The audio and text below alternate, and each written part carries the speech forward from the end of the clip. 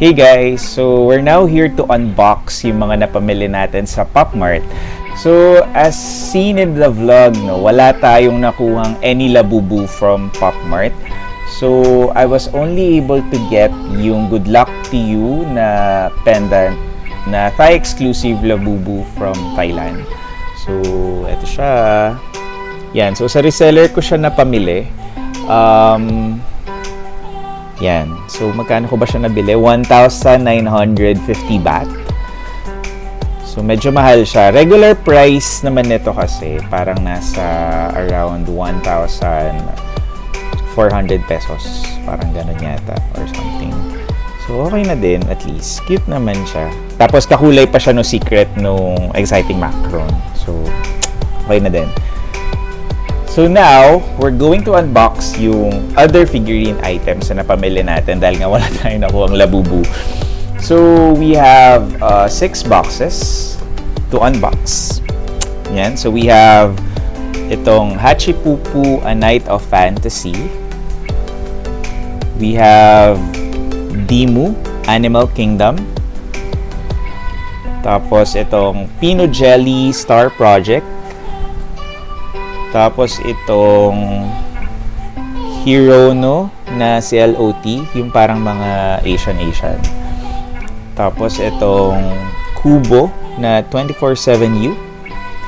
And of course, ito hindi siya PopMart, nabili ko lang siya doon sa Kinokuniya.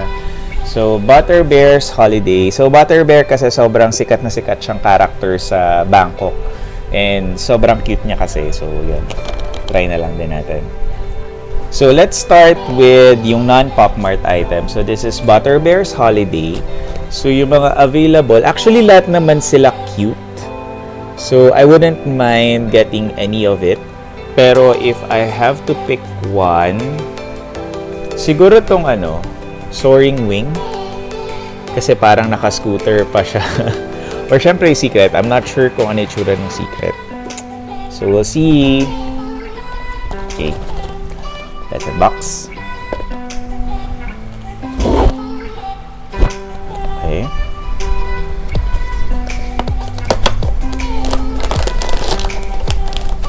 Okay, here we go. So, let's see.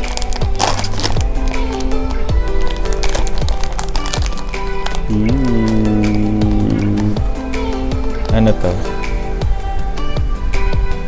This may hawak na lollipop. This is Candy Party. Cute naman. Ayan siya. Di ba? Cute. So, ano din siya? Parang blush pendant din siya. So, nice. Okay, so we got one. Okay. Next naman natin tong Hachipupu na A Night of Fantasy. So, dito, yung iba medyo scary. Ayoko ng mga clown. So, ito ayoko nitong Jokers. Ayoko yan. Ayoko rin itong parang Time Messenger. Ayoko rin yan. So, gusto ko siguro tong Dream Shaper. Yan. Or, ano pa ba? Okay na rin siguro sa akin tong Heart Stealer. Tsaka yung Count Cat. Yung parang vampire siya. Vampire, right? So, let's open it. Okay. So, this is already from PopMart. Okay. Ano ba ito?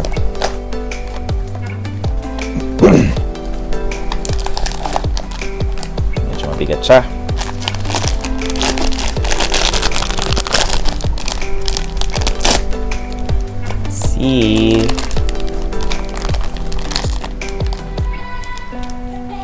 Nakuha ko yung vampire!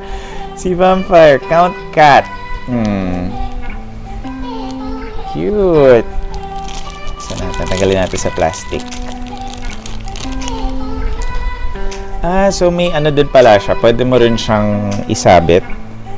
Oh, look at that. So cute. Tapos sa likod parang may yung face sa Alice in Wonderland yata.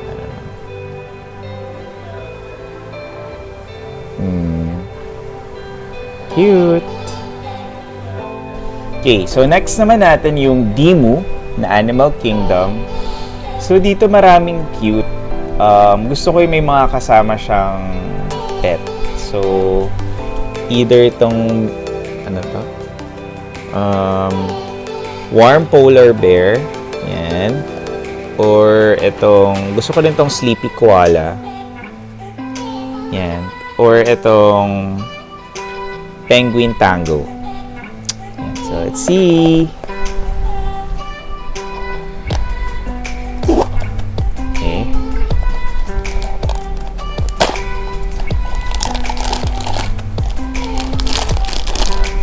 Cute. Cute packaging. Got... What's this? Yay! I got the warm polar bear. Warm ba? Warm o worm? Ano naman worm?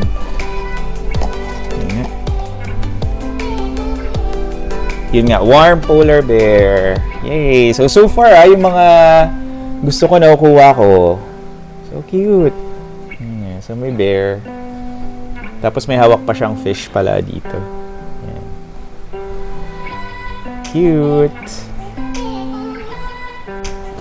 Okay, so next natin itong Pino Jelly Star Project. So ito para mga boy band sila. So dito ang gusto ko is siguro itong variety show. Yan.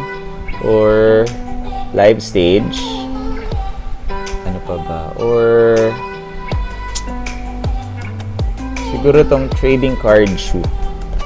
Yan. So yan tatlo ang gusto ko.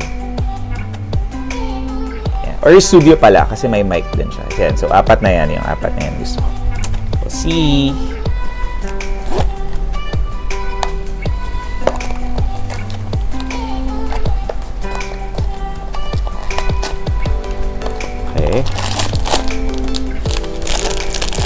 Jelly.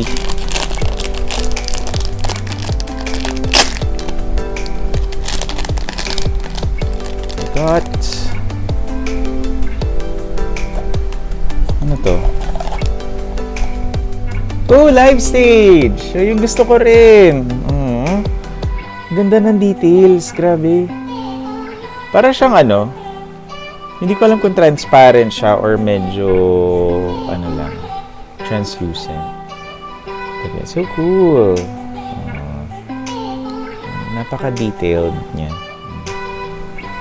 Yan. Akala ko dati jelly talaga yung material niya dahil Pino Jelly pangalan. Mukha lang siyang jelly. Cute! Okay, so next natin is itong Hirono na CLOT. CLOT ba? Ewan ko. So, dito, okay sa akin lahat actually. But if I have to choose, gusto ko yung Terracotta Army kasi kakaiba siya. Or yung Kung Fu and yung Yin Yang. Yan. So yung tatlo ang mas gusto ko. See. So medyo mailap sa atin yung secret, no? So wala pa tayong nakuha secret.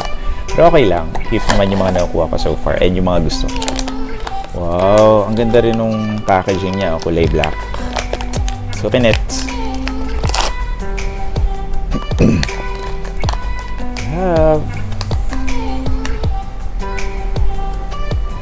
What's this?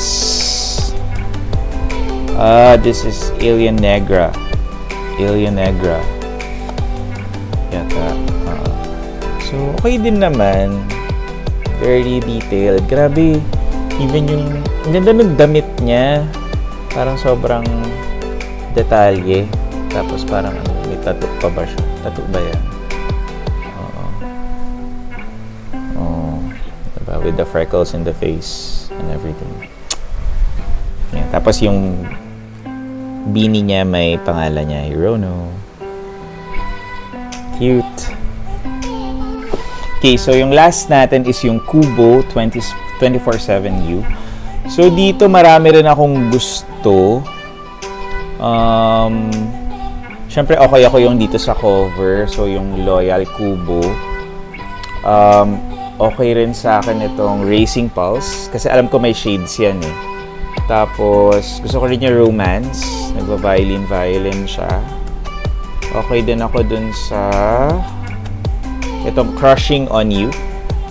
Yan. So, ang dami kong gusto dito. Actually, kahit anong makuha ko dito, okay din ako. We'll see.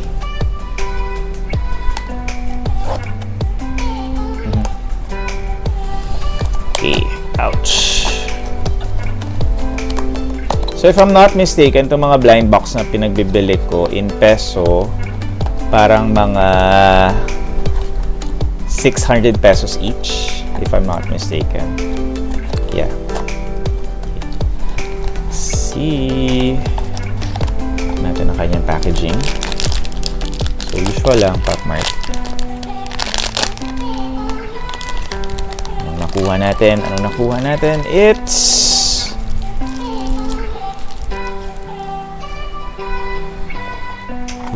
sino to? See you at 5:20. Siya to. Yung may mailbox. To kaya may kasama siyang ganito. Oh, yan. So, yan. Hihintay siya ng oras. So cool. Tapos, yung orasan niya may ano din. Ewan ko kung papakita ko pa siya. Pero may nakalagay na 17:20 yung orasan niya, may nakasulat na 17:20. Galing, sobrang detalyado niya talaga, so cool. Yan, so ipakita ko na lang rin yung mga card nila nakasama dun sa blind box. So yan yung, andyan din makita yung pangalan nila. Yan, so yan na sila, naka-display na. So bumili ako nitong display case na to sa Shopee. Around 170 pesos. Yan. So, para at least sila alikabukan. Yan. Tapos, sa baba nila yung collection natin na Labubu. Yan. So cute. Yun. So, yun na muna, no? I'll end the vlog here. So, thanks guys for watching and I hope you enjoyed my unboxing video. Bye!